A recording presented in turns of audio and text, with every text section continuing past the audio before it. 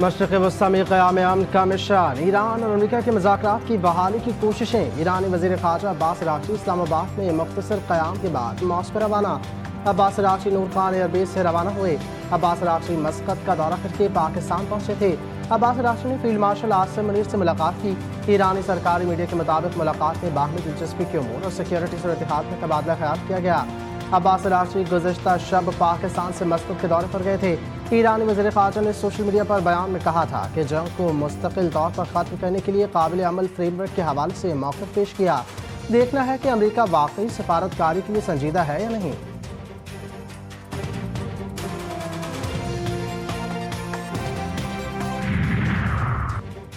ईरानी वज़ीर ख़ारजा अब्बास अराग़ची की कतरी वज़ीर आज़म और सऊदी वज़ीर ख़ारजा से टेलीफोनिक राब्ते। अब्बास अराग़ची की कतरी वज़ीर आज़म से सिफारती कोशिशों पर गुफ्तगू। दोनों रहनुमाओं का जंगबंदी से मुताल्लिक़ पेशरफ्त और उसके इस्तेहकाम के चैलेंजेस पर तबादला ख्याल। सऊदी वज़ीर ख़ारजा से राब्ते में ताज़ा तरीन इलाक़ाई पेशरफ्त और जारी सिफारती अमल पर तबादला ख्याल किया। इससे कबल अब्बास अराग़ची ने ओमान के सुल्तान हैसन बिन तारिक से मुलाकात की, जिसमें आबना हुर्मत से महफूज आमदोरफ्त और इलाक़ाई सिक्योरिटी पर तबादला ख्याल किया गया। अब्बास अराग़ची ने कहा कि मशरक़ वस्ता में अमरीकी फ़ौजी मौजूदगी अदम तहफ़्फ़ुज़ और तक़सीम को हवा दे रही है। उन्होंने इलाक़ाई ममालिक को अमरीकी मुदाख़लत से आज़ाद मुश्तरका सिक्योरिटी निज़ाम तश्कील देने पर जोर दिया।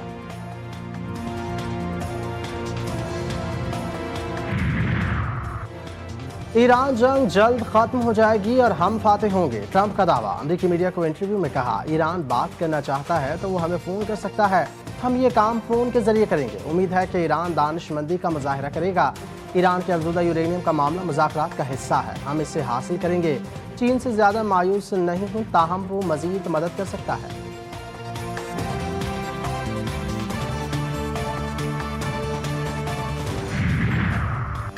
ईरान वेनेज़ुएला नहीं, ख़ातिमुल अंबिया हेडक्वार्टर के सीनियर अहदेदार का अमरीका को इंतबाह। Deputy inspector general Mohammad Jafar ने खबरदार किया कि दुश्मन आबना हुर्मज़ पर अपनी मर्जी मुसल्लत करने में कभी कामयाब नहीं होगा। खलीज फारिस और आबना हुर्मज़ ईरान और उसके हमसाय ममालिक की मिल्कियत हैं और अमरीका को इस खिते के मामलात में राय देने या मुदाख़लत का कोई हक़ हासिल नहीं।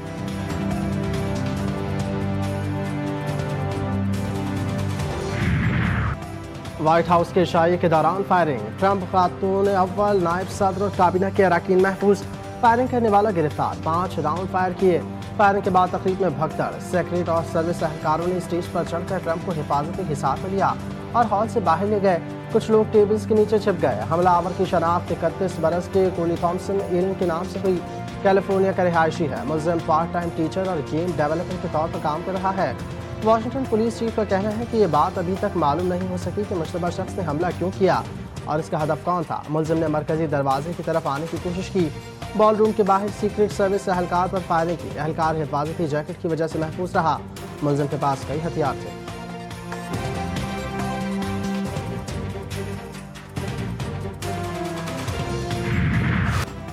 व्हाइट हाउस की प्रेस सेक्रेटरी कैरोलिन लेविट का कहा सच होना। हमले से 12 घंटे पहले कोली थॉम्सन की स्टाइल में तलाश।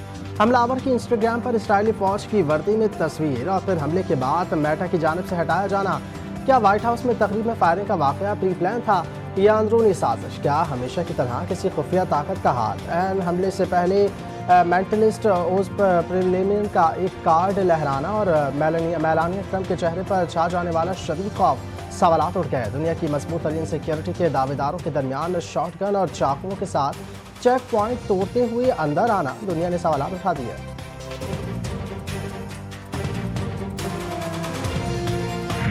Is there any indication that this shooting could have been linked to the war in Iran? I don't think so, but you never know. We're going to know a lot. We have the best people in the world working on it, and this was an event dedicated to freedom of speech. A man charged a security checkpoint armed with multiple weapons. And he was taken down by some very brave members of Secret Service, and they acted very quickly. One officer was shot, but saved by the fact that he was wearing obviously a very good bulletproof vest. He was shot from very close distance with a very powerful gun.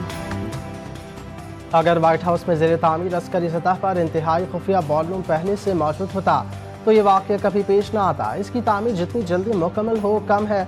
امریکی صدر Donald Trump نے social media پر اپنے پیغام میں کہا کہ گزشتہ رات جو کچھ ہوا وہ بالکل اسی بات کی دلیل ہے کہ ہماری عظیم فوج اور سیکریٹ سروس گزشتہ 150 برسوں سے مطالبہ کر رہی ہیں کہ وائٹ ہاؤس کے احاطے کے اندر ایک انتہائی سیکیورٹی والا بال روم تعمیر کیا جائے۔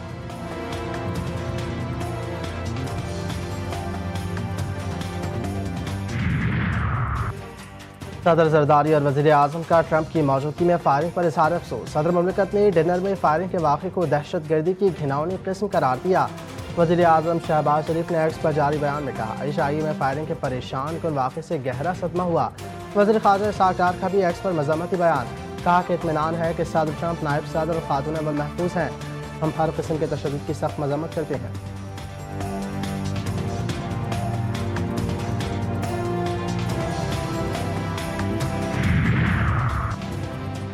وائٹ ہاؤس کی شاعری کے دوران فائرنگ، عالمی سطح پر شدید مذمت۔ عالمی رہنماؤں کا ٹرمپ اور خاتون اول کی سلامتی پر اظہار اطمینان۔ برطانوی وزیر اعظم کیئر سٹارمر نے حملے پر گہرے صدمے کا اظہار کرتے ہوئے اسے جمہوری اداروں اور آزادی صحافت پر حملہ قرار دیا۔ آسٹریلیا، کینیڈا اور یورپی یونین کے رہنماؤں نے واضح کیا کہ جمہوریت میں سیاسی تشدد کی کوئی جگہ نہیں۔ ترک صدر رجب طیب ایردوان نے مذمتی بیان میں کہا کہ جمہوری معاشروں میں مقابلہ خیالات سے کیا جاتا ہے، تشدد سے نہیں۔ سعودی عرب اور قطر نے بھی حملے کی سخت الفاظ میں مذمت کرتے ہوئے امریکہ کے ساتھ اظہار یکجہتی کیا۔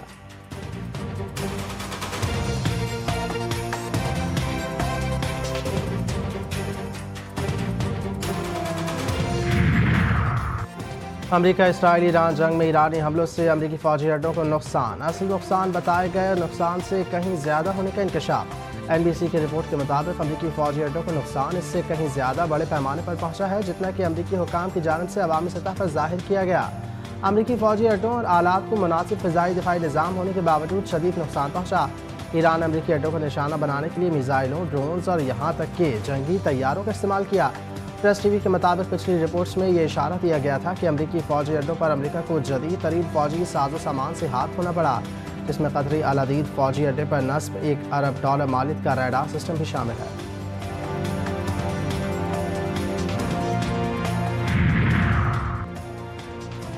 صہیونی حکومت کی جنگ بندی کی خلاف ورزی، جنوبی لبنان پر حملے، 6 شہری شہید، شہادتوں کی تعداد 2496 ہو گئی۔ لبنانی وزارت صحت کے مطابق 2 مارچ سے اب سے شہادتوں کی تعداد 2496 تک پہنچ گئی ہے۔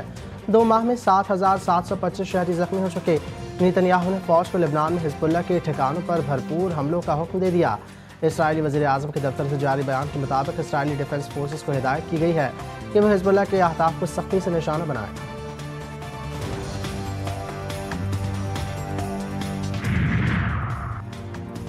صدر زرداری کا 5 روزہ دورہ چین، ہنان کے چانگشا میں ثانی ہیوی انڈسٹری کا دورہ، ثانی گروپ کے چیئرمین کی بریفنگ، تعمیراتی شعبے میں زیر استعمال ہیوی مشینری اور متعلقہ آلات کی پیداواری صلاحیت پر بریفنگ، کمپنی کی مالی اور آپریشنل کارکردگی کے بارے میں بھی آگاہ کیا۔ صدر مملکت کو کمپنی کی فلیگ شپ فیکٹری کا بھی دورہ کروایا گیا۔ صدر زرداری کی چینی صوبائی قیادت سے ملاقاتیں بھی ہوں گی۔ سندھ حکومت اور چینی کمپنی کے درمیان معاہدے متوقع۔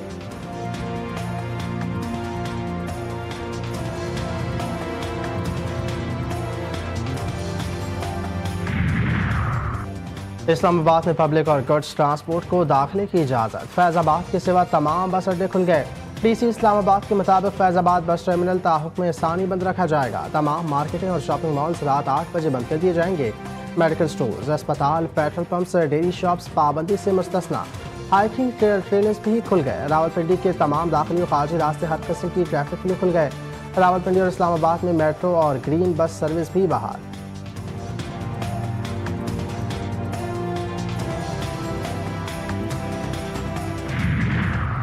پاکستان کی ادارہ جاتی اور عسکری مضبوطی دنیا کے سامنے واضح، بھارت کو بیانیہ، سفارتی اور دیگر تمام محاذوں پر شکست۔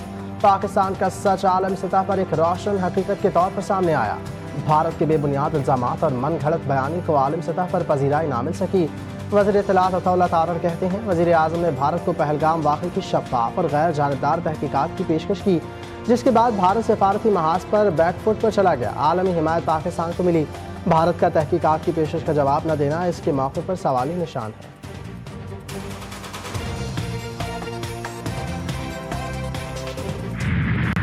پہلگام فالس فلیگ آپریشن میں را کا مکروہ کردار بے نقاب۔ بھارت نے سیاسی عزائم کی تکمیل اور انتہا پسندی سے توجہ ہٹانے کے لیے فالس فلیگ آپریشن کا ڈرامہ رچایا۔ بھارتی خفیہ ایجنسی را کی لیک شدہ دستاویز نے فالس فلیگ سازش کو بے نقاب کر دیا تھا۔ دستاویز میں واضح ہدایت موجود تھی کہ ضلع اننت ناگ میں ایک فالس فلیگ آپریشن کیا جائے گا۔ منظم طور پر میڈیا کے ذریعے یہ بیانیہ ترتیب دیا جائے گا کہ غیر مسلموں پر حملہ کر دیا گیا۔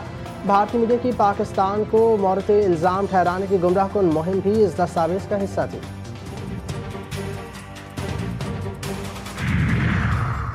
پاکستان سپر لیگ سیزن 11 راولپنڈیز کو شرمناک شکست۔ حیدرآباد کنگزمین راولپنڈیز کو ہرا کے پلے آف مرحلے میں ان۔ دفاعی چیمپئن قلندرز آؤٹ۔ راولپنڈیز حیدرآباد کنگزمین کے دیے گئے 245 رنز کے ہدف کے تعاقب میں 18ویں اوور میں 136 رنز پر ہی ڈھیر۔ کراچی کے نیشنل اسٹیڈیم میں حیدرآباد کنگزمین نے پہلے بیٹنگ کرتے ہوئے مقررہ 20 اوورز میں 6 وکٹوں کے نقصان پر 244 رنز بنائے تھے۔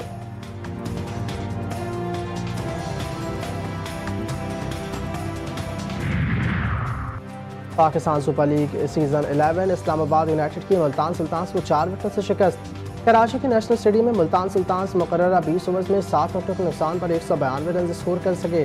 اسلام آباد یونائٹڈ نے 193 رنز کا ہدف 19ویں اوور میں 6 وکٹوں کے نقصان پر حاصل کر لیا۔ اسلام آباد کی ٹیم پشاور زلمی سے پلے آف کوالیفائر کھیلے گی۔ ملتان سلطانز اور حیدرآباد کنگزمین کے درمیان ایلیمنٹری 1 ہوگا۔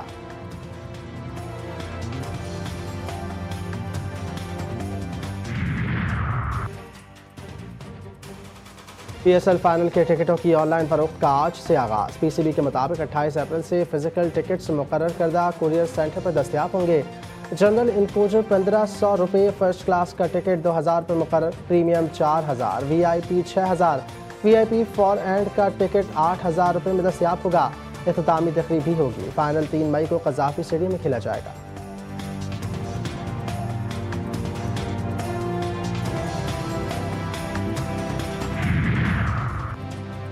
محکمہ صحت سندھ کی غفلت، سندھ میں متعدی امراض بے قابو۔ HIV کے بعد سندھ میں خسرہ کی وبائی صورتحال، 40 بچے جاں بحق۔ ماہرین کے مطابق خسرہ ایک انتہائی متعدی وائرل بیماری ہے جو میزلز وائرس سے پھیلتی ہے۔ خسرہ کی علامات میں یکدم تیز بخار اور جسم میں درد شامل ہے۔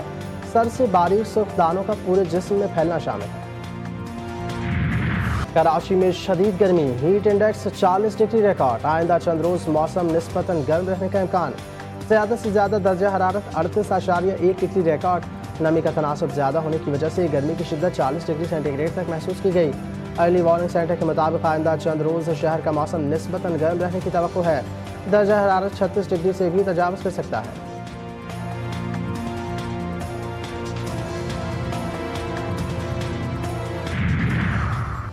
وزیر اعلیٰ پنجاب کا 50 ایکڑ پر مشتمل پنجاب فلم سٹی کے قیام کا اعلان۔ مریم نواز کہتی ہیں فلم سٹی منصوبہ ملک کا پہلا مکمل end to end media production hub ہے۔ پاکستان کی فلمی صنعت کی جدید ٹیکنالوجی، سہولیات اور وسائل کے ذریعے بحالی یقینی بنائی جائے گی۔ منصوبہ مرحلہ وار مکمل کیا جائے گا۔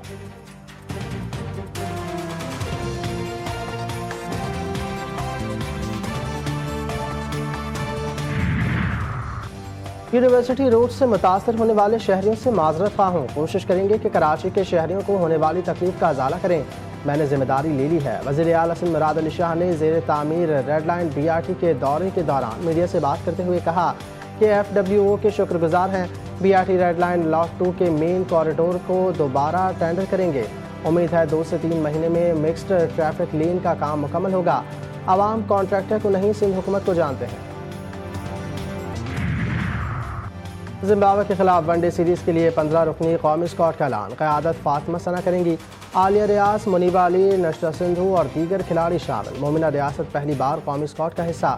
ون ڈے میچز 4، 6 اور 9 مئی کو کھیلے جائیں گے۔ سیریز ICC ویمنز چیمپئن شپ 2025-29 کا حصہ ہے۔ دونوں کی ٹیموں کے درمیان 3 T20 میچز بھی ہوں گے۔ Series national bank stadium Karachi میں کھیلی جائے گی۔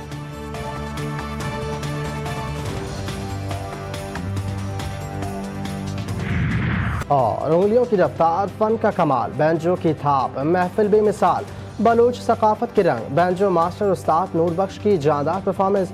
آرٹس کونسل آف پاکستان میں استاد نور بخش کے فن کا ایسا مظاہرہ کہ حاضرین دم بخود رہ گئے۔